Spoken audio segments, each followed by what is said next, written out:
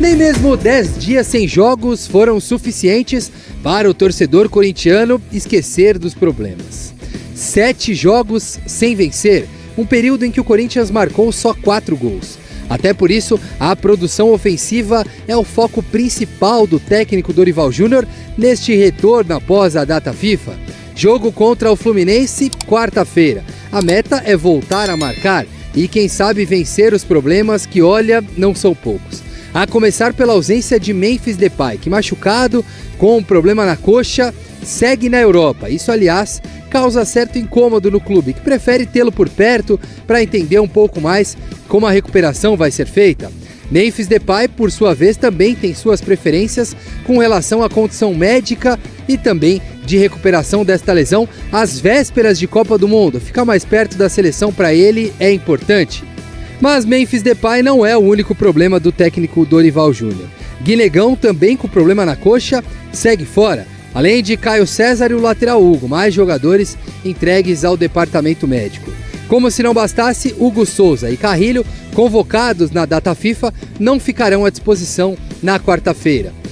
E o meia André continua tendo muito interesse do futebol europeu. O Milan, que já havia feito proposta no início do mês, sinalizou em aumentar a oferta, chegar a quase 140 milhões de reais para concretizar a compra do jogador de 19 anos, que o técnico Dorival Júnior já deixou claro que não quer perder nesse momento.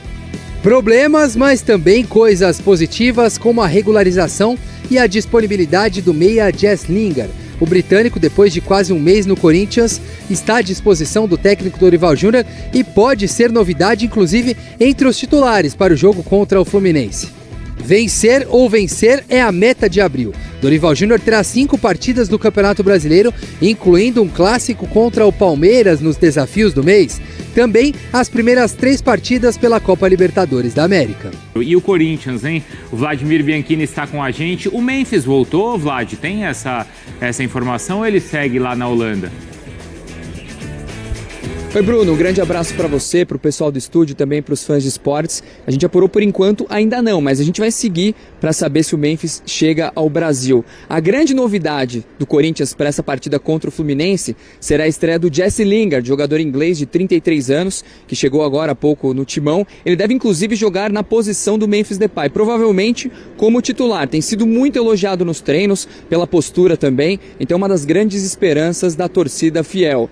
Para essa partida o Corinthians não terá, além do Memphis Depay, que está com a seleção holandesa e também se tratando de uma lesão, jogadores que estão na data FIFA. Caso do Hugo Souza, no lugar dele vai jogar o Felipe Longo, goleiro, também que não atua há um bom tempo, o Carrilho, que deve dar lugar ao Matheus Pereira, e além do Memphis Depay. E a gente não tem também o Ranieri, que está suspenso, no lugar dele joga o Alan, o Guinegão, que também sofreu uma lesão durante a seleção sub-20, não está à disposição do Corinthians, e o Caio César, ou seja, muitos desfalques para essa partida contra o tricolor das Laranjeiras. O Corinthians, que não vence há 7 jogos, vive um problema aí, uma crise, um jejum com o técnico Dorival Júnior e busca sair da 11ª posição do Campeonato Brasileiro. Volto com você, Bruno. Obrigado, viu, Vlad? Eu tô vendo aqui, ó, o Memphis acabou de postar, tá em Madrid, fazendo uma infiltração no joelho. Informação importante do Bruno Andrade sobre o André do Corinthians, se vai ser vendido ou não para o Milan.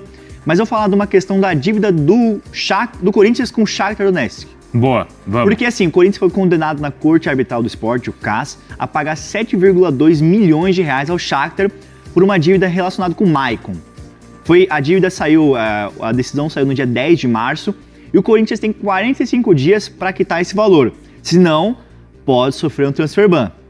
Mas o Corinthians tem uma estratégia, tem conversas em andamento até de maneira positiva, eu conversei com 2 fontes agora cedo, e o Corinthians tem uma estratégia que é, o Shakhtar tem uma dívida com o Corinthians no valor de 500 mil euros, que dá ali 3 milhões de reais, pela compra do meio atacante Pedrinho, aquele cara que foi revelado pelo Corinthians, meio atacante que jogou pelo Corinthians em 2018, 2019, tem uma dívida ali de 3 milhões de reais e o Corinthians quer usar esse valor para abater a dívida atual que tem relacionado com o Maicon. Então, a dívida cai ali para 4 milhões, 3 milhões de reais. As conversas estão positivas e o Corinthians deve mandar um representante até a Ucrânia ou o país ali perto por conta para relacionamento e avançar nessas conversas. Assim como foi a negociação com o Tadieres, que o presidente Osmar Stabile... Falou que os dirigentes na Argentina gostaram da postura do Corinthians. Exato, foi até a informação do João França essa aí. que ele falou que... Ah, é verdade, foi o João que veio aqui e contou. Foi o João que o presidente do Tajeres, o Andrés Fassi, elogiou a postura dos dirigentes do Corinthians, do Marcelo Paz, do Osmar Stabile, que viajaram até lá para negociar a dívida que eles tinham com o time argentino. Então, o Corinthians deve usar essa mesma estratégia, talvez usar um intermediário, para viajar e alinhar essas conversas que estão num tom positivo para derrubar essa decisão que está na casa ali, o Bruno Vicari. E a questão do André? Você é o Bruno Andrade? Bruno Andrade. Bruno Andrade tem, e já eu vou ler as mensagens no chat também, tá? Que tem bastante coisa aqui que a gente passou e não leu. Quem tiver pergunta, manda que a gente já responde, tá? Vamos lá, Bruno. O André teve alguma evolução? E só para complementar aí uma curiosidade sobre essa eventual viagem do Corinthians para a Europa, enfim, ou para a Ucrânia não, evidentemente, mas é que o Shakhtar continua mais centrado na Polônia por conta da guerra contra a Ucrânia, guerra Ucrânia-Rússia, mas muitas vezes o Shakhtar aluga um escritório em Londres quando tem negociações em andamento com clubes do futebol sul-americano ou da própria Europa, para evitar que esses dirigentes estejam na Polônia, enfim, perto da fronteira, etc. Muitas vezes eles sentam para conversar em Londres, enfim, é uma mera curiosidade, mas acho que até por uma questão geográfica é curioso passar. Sobre o André e o Milan, trouxemos ontem de forma exclusiva que o Milan subiu a oferta, inicialmente 15 mais 2 milhões de euros, totalizando então 17. A nova proposta, 18 milhões de euros fixos mais 4 milhões de euros por objetivos, totalizando 22 milhões de euros. O que nós temos de novidade aqui são os detalhes das bonificações, esses 4 milhões de euros. Então são 18 milhões de euros fixos.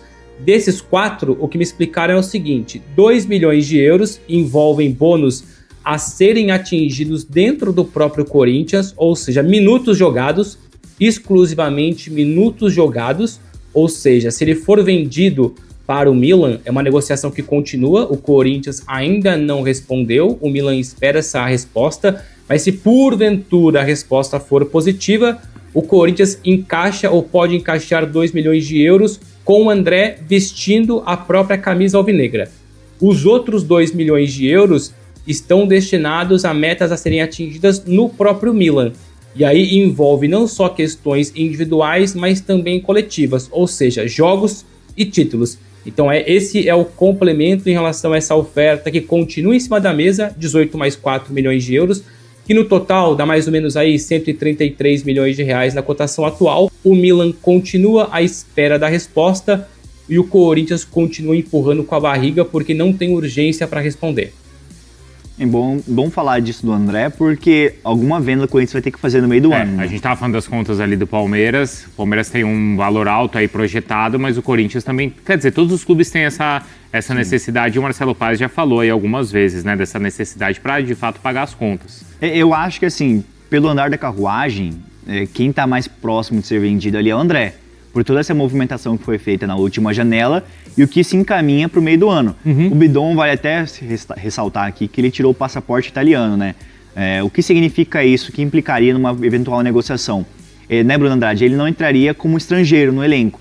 Então, assim, os clubes europeus... Facilita, né? Facilita. Você não tira uma vaga de um estrangeiro, agora que o Bidon tem um passaporte, né, fica muito mais fácil. Por isso que muitos jogadores optam por fazer isso, né? Até o PP, que joga no Porto, foi especulado para jogar no Paraguai e tudo mais. Mas eles optam por isso para eliminar e facilitar uma eventual negociação ali. Não estamos dizendo aqui que o Bidon tirou o passaporte para ser vendido no meio do ano. Mas, assim, facilita até por outras questões também, de moradia e eventual... O Alberto também tirou, né? Tá tirando, se não me engano. Já fez, ou só fez um gol e deu uma assistência. A minutagem para participar é alta, hein? 388 finalizações por jogo, ele é o terceiro, chances criadas por jogo, ele é o segundo. Esses números não são tão animadores quanto os do Modric, Mari. Não, pô. Vou botar uma tela depois da outra, sacanagem, vai. Mas a gente tá falando de minutagem aí. Tá aí na nossa cara, escancarado. E assim, o Dorival falou depois do jogo da Chapecoense, né, que a gente tava conversando aqui, e o Memphis não participou da partida, falou de novo sobre a condição do joelho dele, né? Que foi o que tirou ele, né, desse início de temporada do Corinthians, enfim, passou por esse tempo afastado para tentar se recuperar. Eu não sei se de fato pode ser ainda um problema essa questão das dores, além da última lesão muscular, né, do jogo contra o Santos. E aí o Koeman fala diálogo, que eles conversam, que o Memphis fez questão de estar com o grupo, né, para jantar, para bater um papo, para conversar, mas nessa mesma entrevista ele pontuou essa questão do joelho dele. É engraçado como a visão e a perspectiva, né, como essa perspectiva ela é diferente, porque muitos torcedores aqui pensam assim, o Memphis não tá jogando porque está se poupando. Está se preservando para Tá se preservando para lá. E a visão de quem tá lá é a seguinte, ele não tá jogando lá porque ele tá sem condição. Ele não tá conseguindo. Então ele não vai conseguir me ajudar por aqui. E aí fica escancarado novamente, né? A situação, porque não é só pro Corinthians, né? O Koeman tá ali deixando muito nítido que há uma preocupação do comitê ali, né? Enfim, da comitiva ali holandesa para a Copa do Mundo, porque o Memphis, ele precisa jogar aqui. Então acho que pode, né, mudar basicamente essa cabeça ali do torcedor corintiano em relação a isso, porque o técnico da Holanda está dizendo claramente, o Memphis precisa jogar lá no clube dele, né, no caso aqui o Corinthians, para ele estar na Copa, porque do jeito que está, ele não vai conseguir ajudar a gente.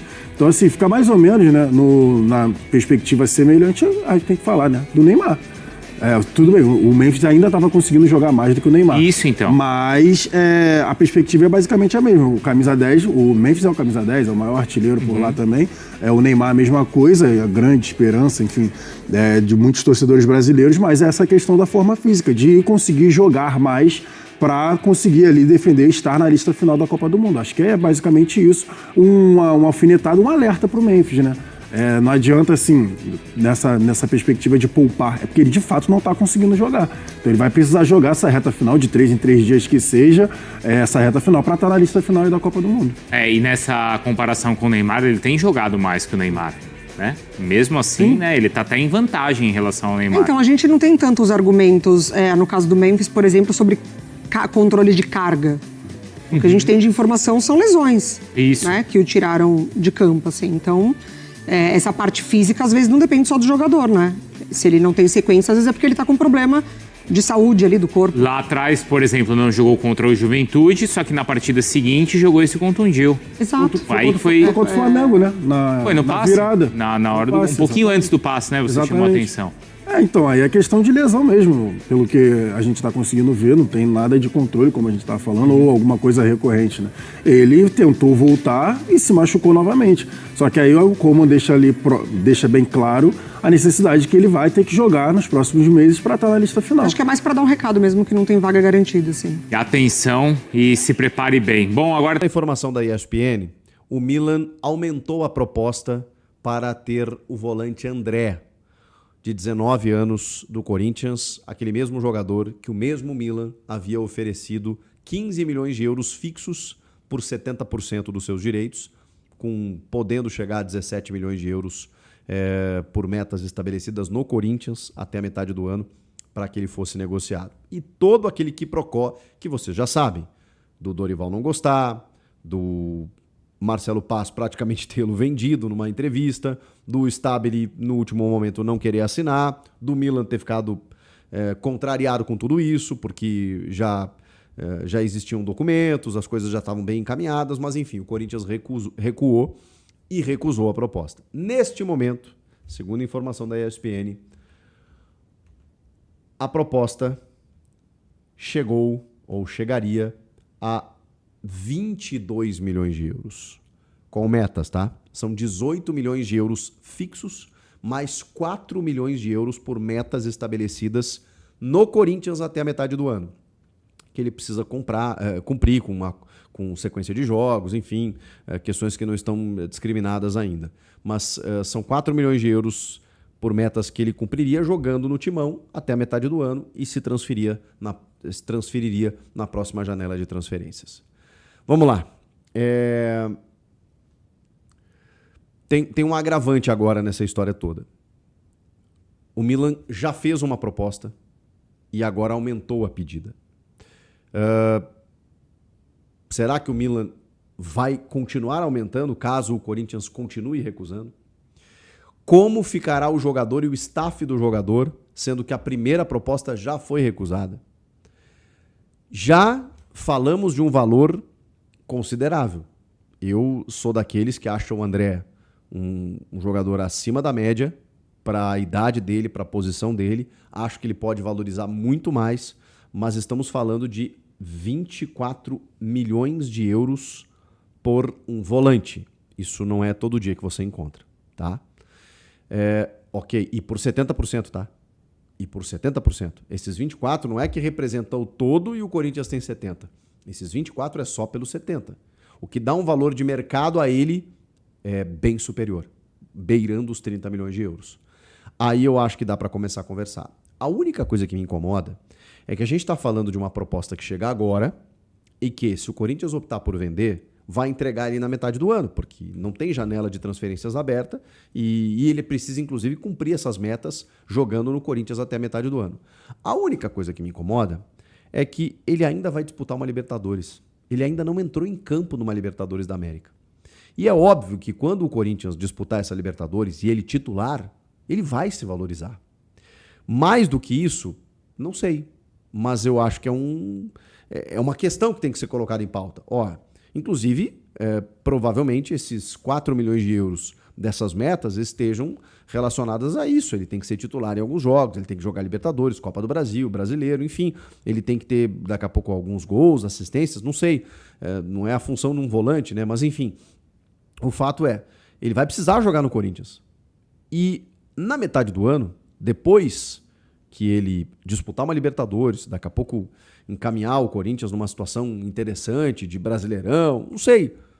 O Corinthians vai ter que entregar por um valor já vendido, já negociado, já sinalizado. Não vai dar para negociar de novo. Vamos lá, colocando numa situação hipotética aqui. O André se transforma no craque da posição no Campeonato Brasileiro, bola de prata e bola de ouro, sei lá. E aí chega na metade do ano e fala assim, bom, agora o André tá valendo, sei lá, 30, 35 milhões de euros. Tá, mas você já vendeu. Então você está vendendo uma mercadoria hoje que você vai entregar ela ali na frente, em que ela pode se deteriorar ou ela pode valorizar. Das duas, uma. Né? E aí é um negócio de risco. Mas por 15 milhões de euros eu achei uma afronta. Por 24 milhões de euros, totalizando tudo por 70%, eu já começo a ceder. Eu já entenderia Marcelo Paz e o Stabile se eles fizessem a venda. Talvez o Dorival fique pistola de qualquer maneira, né? Porque ele vai perder o jogador no segundo semestre, quando as coisas começam a se decidir, inclusive Libertadores. Mas, cara, tem a situação financeira do clube, tem a necessidade de vender um jogador e com isso daqui a pouco até barrar vendas de um Breno Bidon, por exemplo, do Yuri Alberto, né? Porque daqui a pouco na necessidade os caras, né? Não, vai, não, peraí. O André daqui a pouco pode dar uma tranquilizada em questões financeiras até o final do ano, até uma próxima janela, para pagar as contas, para pagar salário, aquela coisa toda, para ir para o mercado depois da Copa do Mundo, na janela de transferências e buscar mais reforços, enfim. Eu acho que é um valor considerável, gente. Se essa proposta realmente chegar, Pô, Chico, você mudou de ideia de 3, 4 milhões de euros? Não, é que, assim, é aquela coisa. Os caras já vieram uma vez, eles já vieram a segunda. Quantas mais vezes eles virão? Eu não sei. E aí eu não posso brigar com um valor de mercado. Eu não posso... ok, a mercadoria é minha, eu coloco nela o valor que eu quiser. Só que quem rege esse valor é o mercado. Não adianta eu botar lá dizendo que ele vale 50 milhões de euros, porque o mercado não vai pagar. Então eu posso botar esse valor para dizer que eu não vou vender. Se eu estivesse nadando em dinheiro, eu realmente não iria me importar em não vender, mas não é o caso. O Corinthians precisa vender. Mas a minha crítica sempre foi, tudo bem, você precisa vender, mas vende bem. Vende para não solucionar o teu problema, porque o do Corinthians é quase inalcançável, mas, cara, vende por um valor que condiga com a tua necessidade, com o valor que eu acho que tem o André. E aí agora a gente se aproxima de um denominador comum, pelo menos na minha opinião.